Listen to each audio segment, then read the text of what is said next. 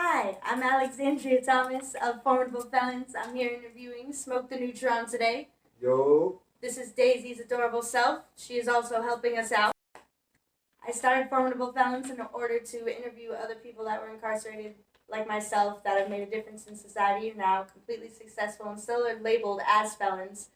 But we're here to share everybody overcoming their obstacles and what they're doing now. So I have Smoke here with me, and I'm going to ask him a few questions. Thank you for being here. Yo. I appreciate it. How old were you when you first went to prison? When I first went to prison, I was 16. And what did you go for? I went to prison for robbery with a firearm, and then I had a separate case. I had two cases. I had a robbery with a firearm case, and I had a burglary case. And how long did you end up doing in total? I ended up doing 7 years. I got sentenced to 6 years, but they gave me 6 years with no time served in the county, and I already had like a year in the county. Terrible. So like it was horrible. So like it was like starting over, but already being in there a year. Well, yeah, I got 11 months in, and I got time time served for my sentence. So that's crazy that you didn't. I would be very mad. Yeah. It sucked. And where did you go around different locations, or were you mainly in one? No, I actually was traveling, bro. Cause like YO camps, there's not a lot of prisons for like youth YOs. So like our male youth YOs or female youths, there's only like what, 2 female prisons. I think 2 YO camps.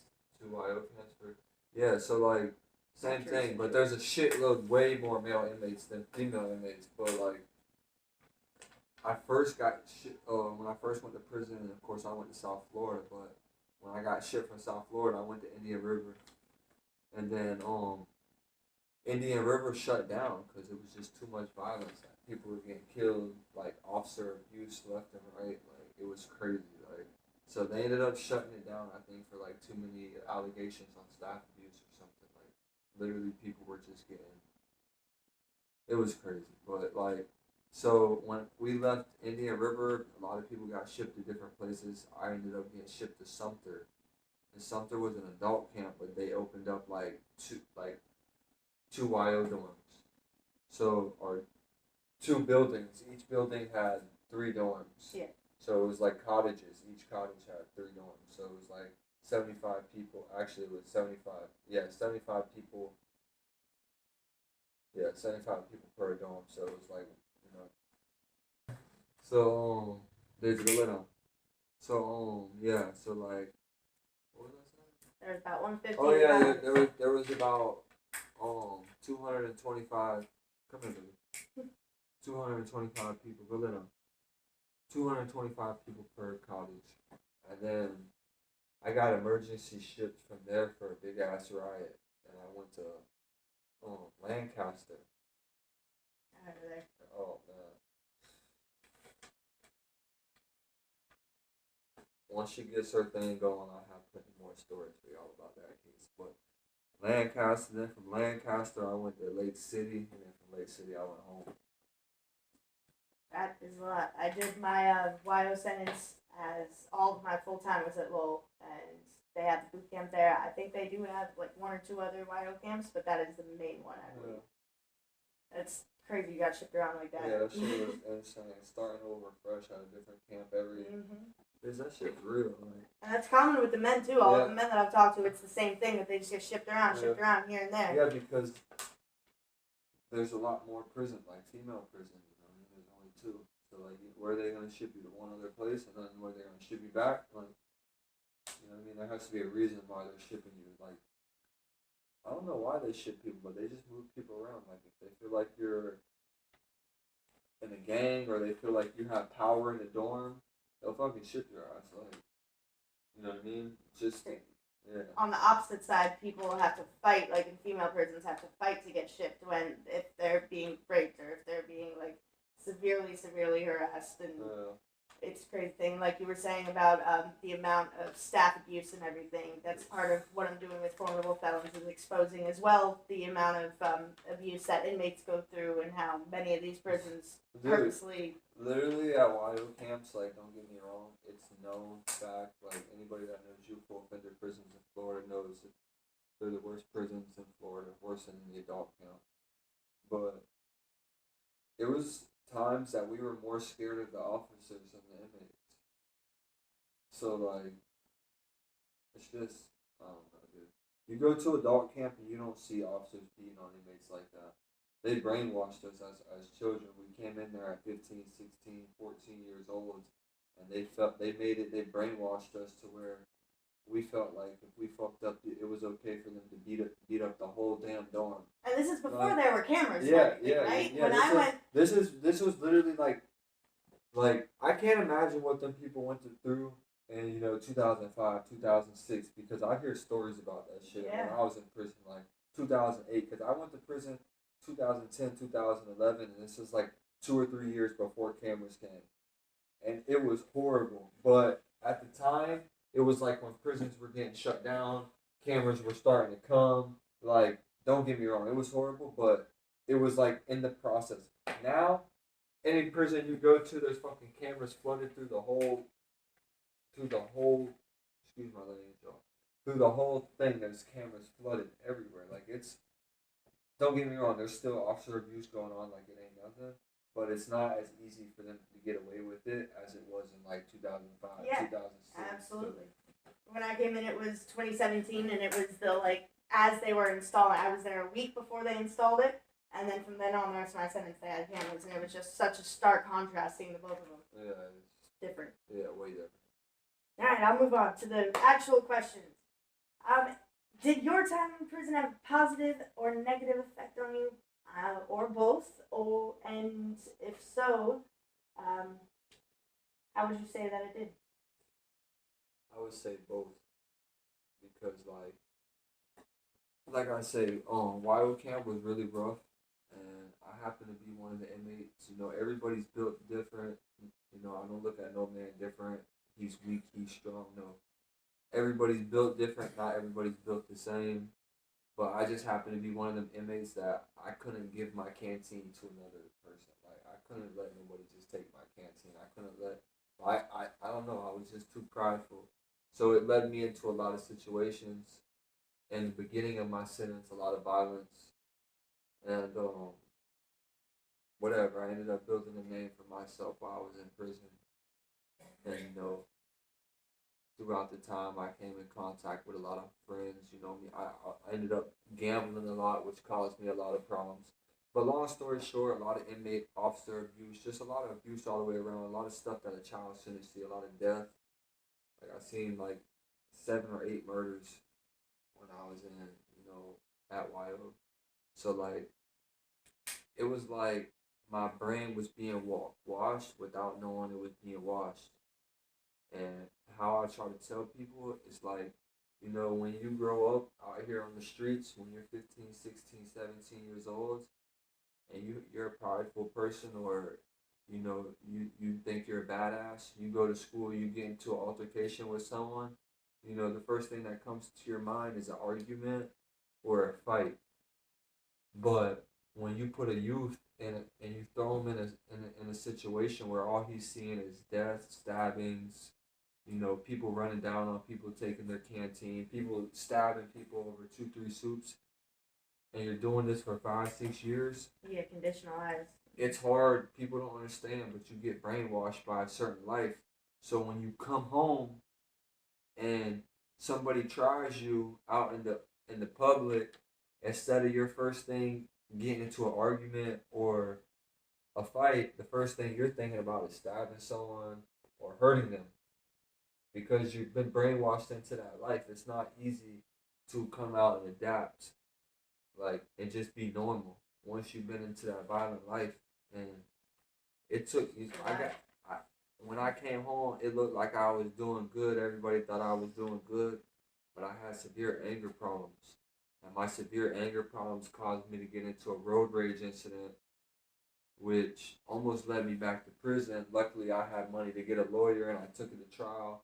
And this guy admitted to being in road rage with me, so they originally charged me with battery with a deadly weapon with intent to kill. Like 8 months after I had came out of prison, they didn't want to hear my story on the crime scene. They just literally looked up my past, looked up his past, charged me, and took me to gun club. And I ended up beating the charge. $20,000 later, which I shouldn't even had to fight it, but because due past, they're gonna do that to you.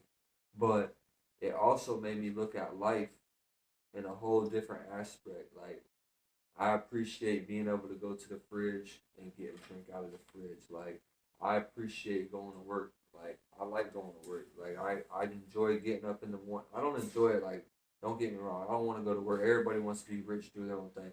But it's the little things in life, like waking up, going outside, walking your dog, all that little shit. You can't do that in prison. You lose everything. Just get on your phone looking at the time.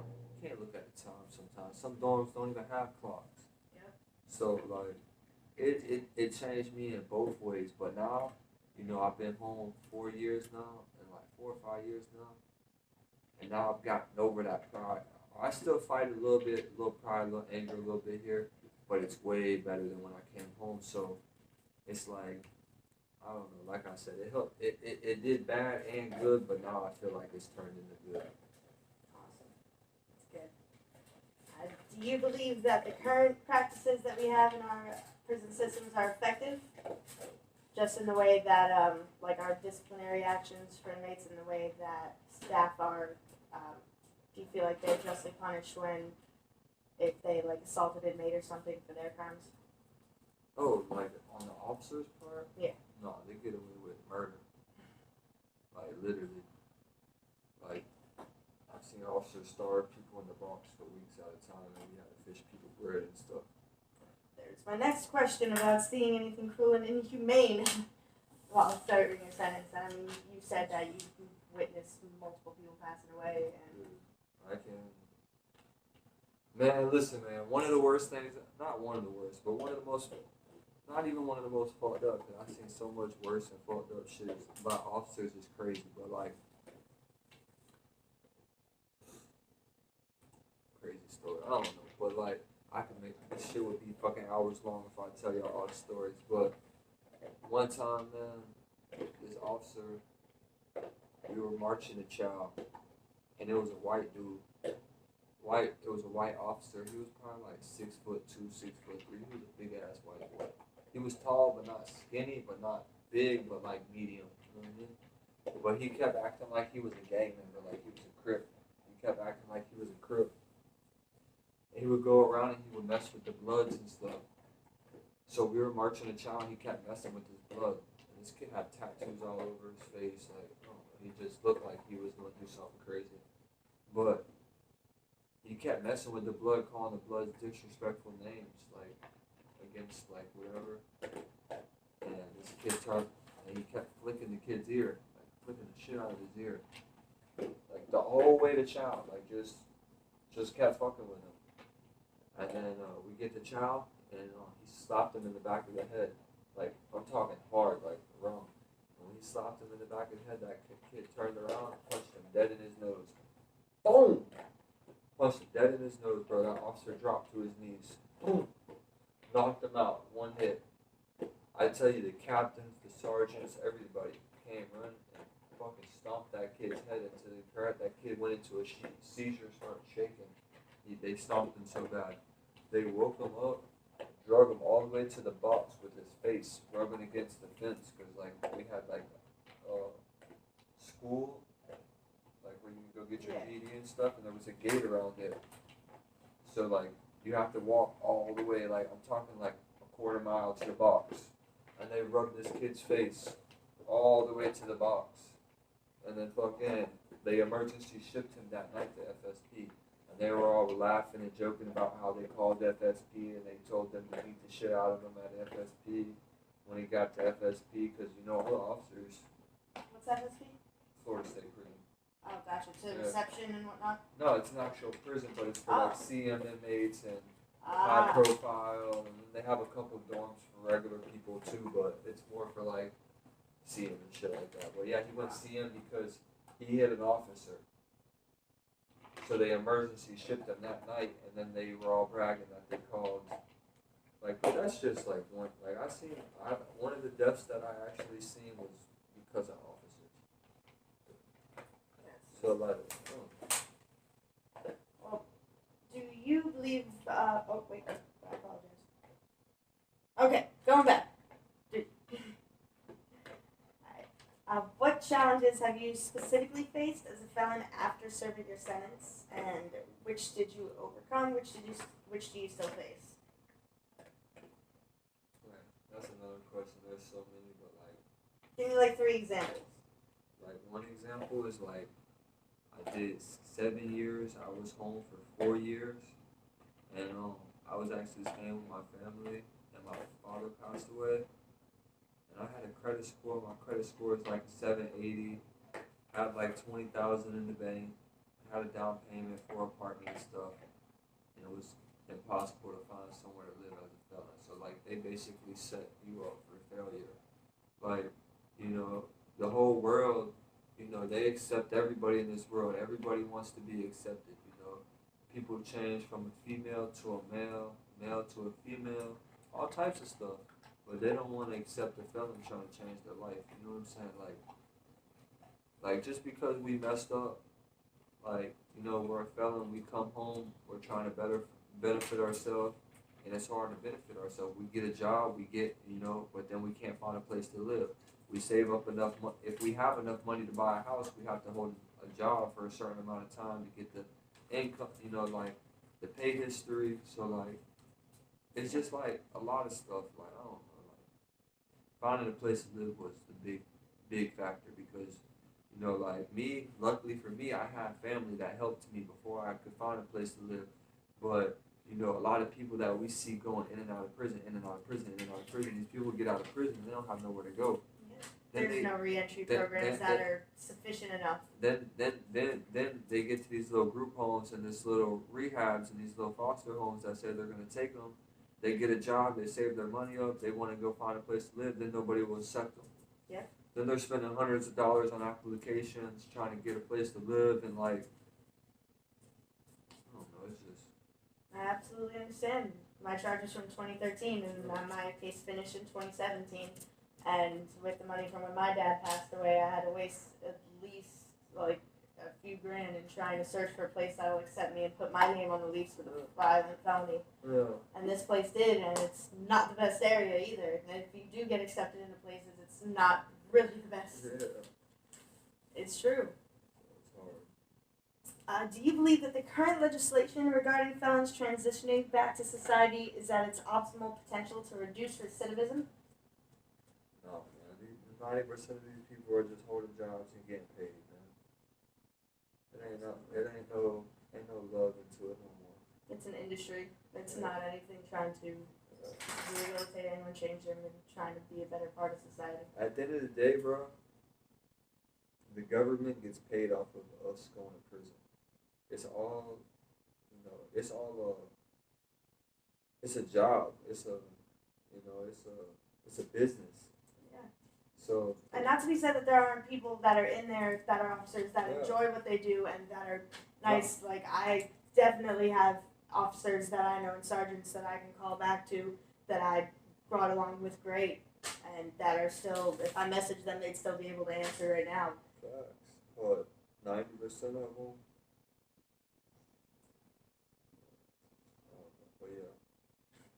I feel it. I understand. Have you considered continuing your education, and if so, how's that going?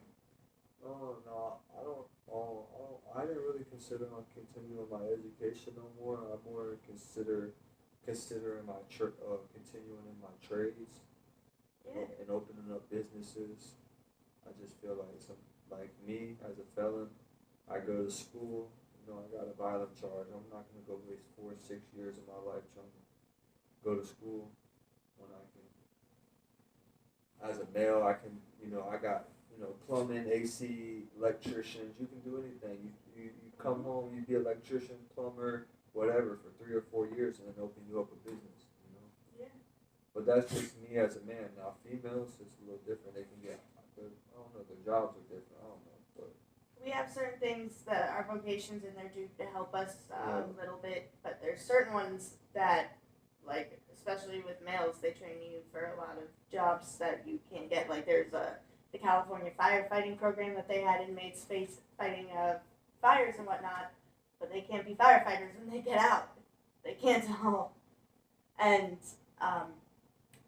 we live in one of the two places in Florida that you can actually continue your education as a felon. Palm Beach State and Valencia College in Orlando are the only two colleges that you're able to pursue a higher education as a felon. So if you want to, it's here, but you have 10 times more of the ability to when you're doing a vocation and whatnot. And you kick ass at what you do, just saying. Alright, what has helped you overcome the challenges that you've had to go through? a lot of marijuana. A lot of what? Marijuana. Oh, me too. Me too. And it's like I had PTSD for like my first like 2 years of being out of prison. Like it was hard for me to eat at restaurants, go to concerts, like anywhere where there was like a big group of people. Like I just wasn't used to people walking behind me, and like I was just every time someone walked behind me, I'm just always like Defensive. like yeah, like the fuck you doing, bro? You're like right next to me, bro. Like, but really, it's no big deal out here, you know. It's just life. People just trying to walk by. He's just trying to go to the bathroom. He's just trying to go get his girl a drink. Like, he didn't mean to bump me or you know what I mean. But me just being like, bro, this man just bumped me, bro. He wants to fight or man, why you walking behind me 2-3 times, bro? You trying to stab me or something? Like, that's what I'm thinking in my head. That's not what I'm saying, but that's what's going through my head. You know what I'm saying? And it was just like really hard. Because you witnessed a lot of traumatizing things. So like, yeah, that's just. I don't know. Even now, bro. Like, I have a lot of friends, and like they know they can call me or whatever, but I'm still like distant. Like, I don't know. It's like, I don't know. It's hard for me to be around people too much. Like, I don't know. It's just weird, bro. Like, it really messed my head up a little bit, but I don't know. It's just, I don't know how to explain it. I'm isolated too. You know, you get a lot more defensive and cautious as who you bring around. Yeah, and you know, like, it seems like it's kind of weird to say, but like the people, the friends that I hung out with that led me to prison, not saying they led me to prison, but you know, all those people that I was chilling around, hanging around, either they went to prison or when I came home, they were still doing the same shit or on the same level. Like, they never really like progressed anywhere. It was weird. Like, everybody I hung around, like, they didn't go nowhere. So it was like I was looking at them. I'm like, bro, I've been gone for 7 years, bro. Y'all still doing this? Yes. Like, that is. I'm like, so it was like I just distanced myself from everybody, bro. Like, all I do is work and take care of my people, the people I love. You know what I'm saying? So it's like, I don't even have time to fuck with people like that, you know what I'm saying? And I ain't gonna make time to fuck with nobody that ain't doing nothing for themselves, you know what I'm saying? So, like, I lost like 95% of my friends when I started realizing, like, bro, like, what the You can't help those that can't help themselves. Yeah, like, bro, you still doing the same shit. You still staying at your mom's house, no job. Like, you ain't helping her pay the bill, so it ain't like you're like, oh, bro, I'm over here helping her. No, you ain't doing shit, bro. Like, so it's like, I don't know, it was weird. Like, I thought I was gonna come home and people were gonna be like, you know, but like, I was chilling around bum ass people, I guess. And then you come out, you realize that, and then you just go the other way completely. Yeah. Well, I see you like to take care of the people that do take care of themselves and the people that respect that well enough. Is there any social injustices or any causes that you like to stand for? Anything that you'd like to bring attention to? Me, honestly, I don't even get into like my social or politics or anything like that. I just feel like everybody everybody should have their own voice of opinion. If you stand for something, you should stand down. I think there's a lot of things I don't get into that because I understand. I have a lot of Opinions. And people got opinions. Yeah, opinions, and people take them. Free speech isn't free anymore these days. Yeah. It costs a lawyer fee. It costs a whole thousand. So like, yeah, man, I think what's going on in the world right now is pretty fucked up, but I ain't gonna speak on that. So. Well, what can I promote for you, or what can I do for you on my end, on my website, and as a formidable felon? Man, can't really do nothing for me. All I want y'all to do for me is go start your YouTube channel. Power up, because you got what it takes. You just gotta, you know what I'm saying? Because me, I be playing, you know what I'm saying? But if y'all want to go follow me, y'all go follow me, Smoke The Neutron on YouTube. And that's really about, or Smoke The Neutron on Instagram. So, that's about it. Awesome. Thank you for the interview. I appreciate it. This was my first interview. He is my first interviewee. And I'm going to be starting this YouTube channel. If you're interested in hearing more, go to formidablefelons.com. Can't really see that well on the shirt. But she's going to have it pop up on the screen on her edit. Bam. And subscribe. And go to my Instagram is Formidable Felon as well. So follow the journey. There's going to be a whole lot more stories like this as well as my own. And good night, everyone. Thank you. All good. That's how you know how to prepare.